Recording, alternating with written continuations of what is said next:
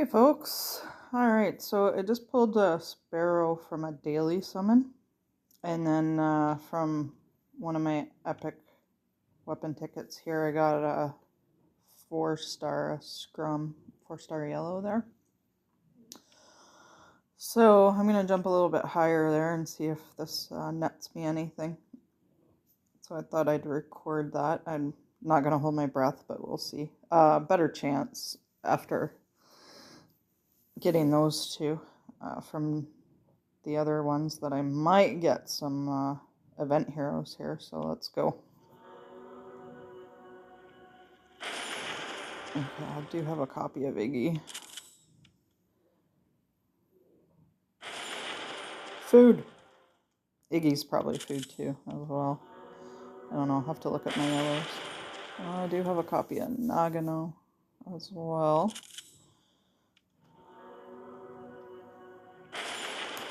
Oh, you're definitely food there, Swordman.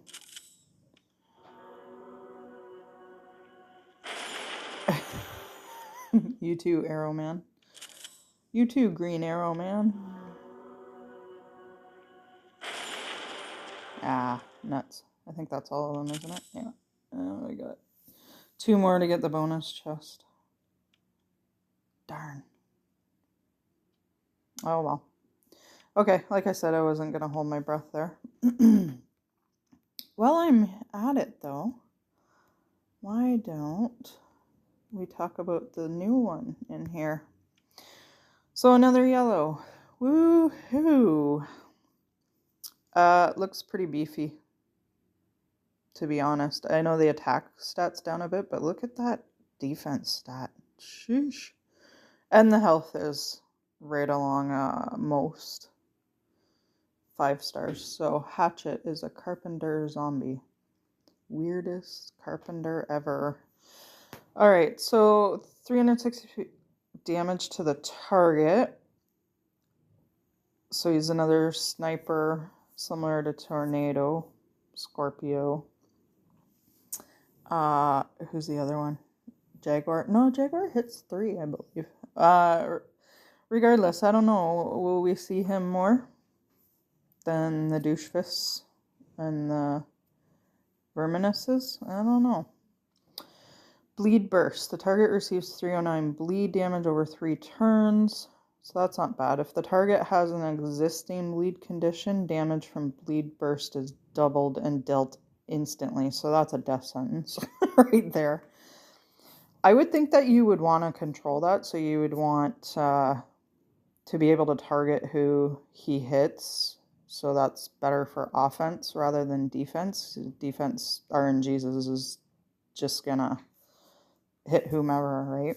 It's going to be random that way. So he does look, but with that defense stat, I mean, his survivability is there, right? I don't know. I just don't see him taking over on defense for the aforementioned verminuses and douchefists. So, and even Scorpio's on a fair number of defenses too as well, and she's got the family bonus with the other ones that we usually see, like from season 2, right? So we don't generally see a heck of a lot of zombies on defenses. There are some, but I don't know. This is a pretty plain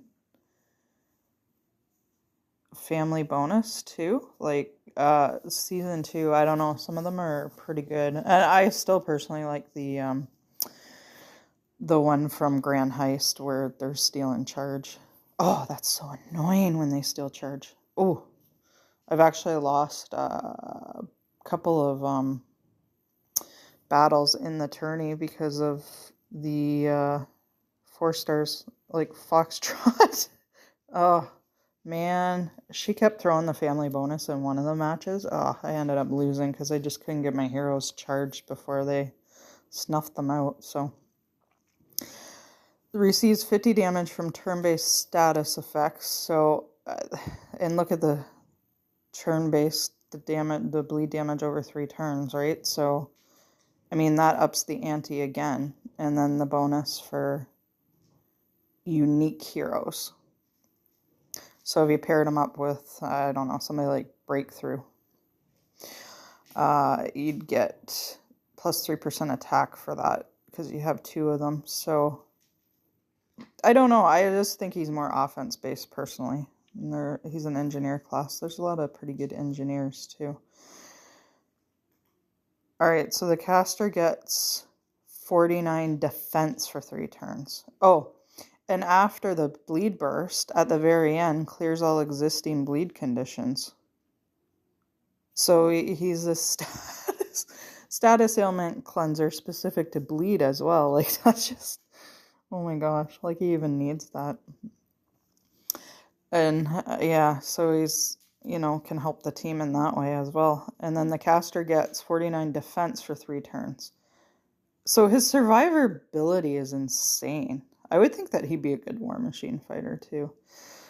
That's just nuts because he's giving himself defense, and then he's going to add 380 armor as well. So, and he's already got high defenses. That's a little bit nuts. I suppose you'd want some armor damage weapons or some armor damage, like heroes that have it written into their special. I much prefer it if it's written into their special. You want to take them as kind of a counter to this guy. And the 55 average, like, that's nuts. That's high-end average, and you only need to get them to 58 to be fast. So, again, I think they've kind of mirrored some of the things with Douche Fist because they're just not going to nerf them. And when I say nerf, it doesn't necessarily mean that anything has to change with the specials, but this charge speed here could be reduced, and it'd be fine, and it'd be a little bit more balanced out, and there wouldn't be so much synergy with the other heroes like him and Hypernat. So, but they won't do it. They just won't do it. They're just upping the ante on yellows, and yellows is already the best color in the game, and it has been for like, God, probably going on 3 years. And yeah, it's gone a long way to reducing the fun of the game, that's for sure. So I don't know. I think they're just going to keep on releasing overpowered yellows to reduce the usage of Douche Fist, but you're not going to see that, especially with another yellow in Verminous being 2 of the most powerful in the game. So I don't know, but yeah, way to go, guys.